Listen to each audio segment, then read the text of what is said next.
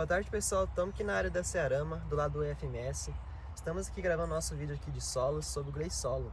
O grupo é composto por mim, Juarez, João Paulo, Maiara, Stephanie e a Fernanda. Então, pessoal, onde que encontramos o Gleissolo? O Gleissolo é encontrado em relevos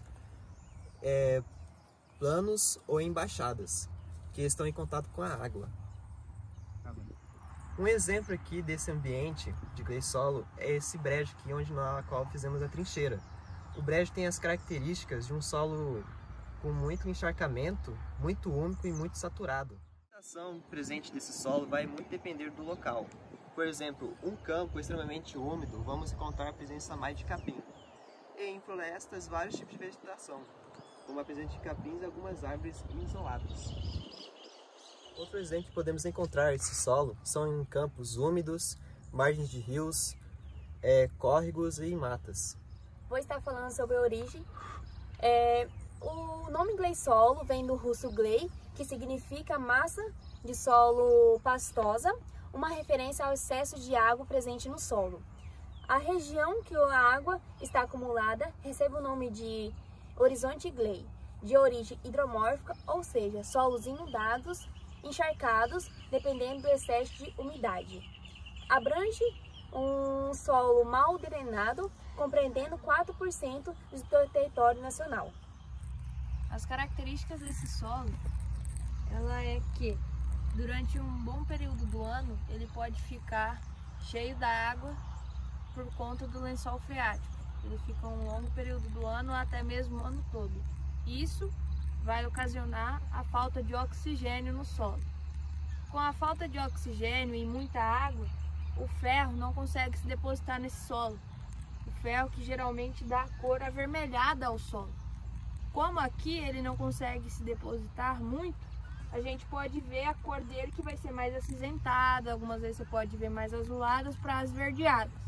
Aqui, nosso já está mais acinzentado, nosso exemplo, e tem algumas manchas vermelhas que vai ser aqui onde o ferro conseguiu se depositar. Você pode ver que são alguns pontos nesse mar todo aqui de cinza.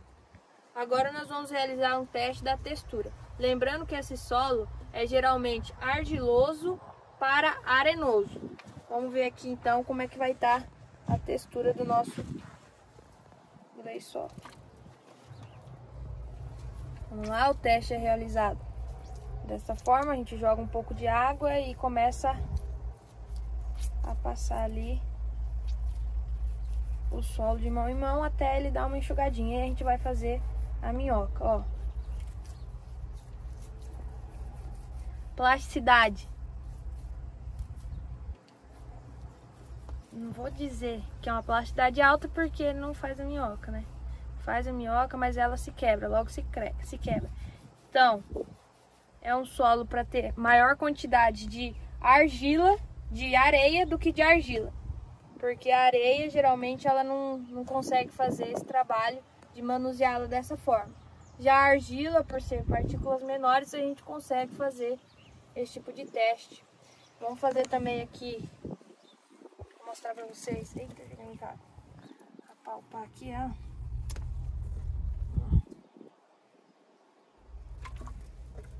Vou apalpar aqui para ver a plasticidade, ó.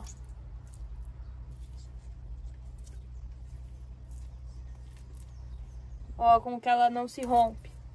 Você pode ver que ela fica grudada mesmo, ela não se rompe fácil, ó. E é isso aí, então, sobre a plasticidade, esse foi o teste realizado aqui no nosso Gleissolo. Então, pessoal, vou falar sobre os horizontes desse Gleissolo. O Gleissolo é caracterizado por um grande teor de matéria orgânica. Aqui no nosso Gleissolo temos um horizonte H ístico. Por que ele é ístico? Por causa do tamanho do horizonte de matéria orgânica. Porque quando é menor de 40 centímetros, ele é considerado ístico. Aqui no nosso, por exemplo, é na média de 30 centímetros. Aqui nós conseguimos ver o teor de matéria orgânica dele, as raízes, a fauna presente, os micro-organismos. Também um pouco da palhada da última enchente que deu, está aqui ainda não degradada. Por que ela não degrada? Pela falta de oxigênio. Ou seja, pela falta de oxigênio, não há degradação da matéria orgânica. Ela demora mais. E assim causa um grande acúmulo de matéria orgânica. Também temos aqui o horizonte A, que também é um pouco úmido, com matéria orgânica já um pouco degradada, mas não muita coisa também.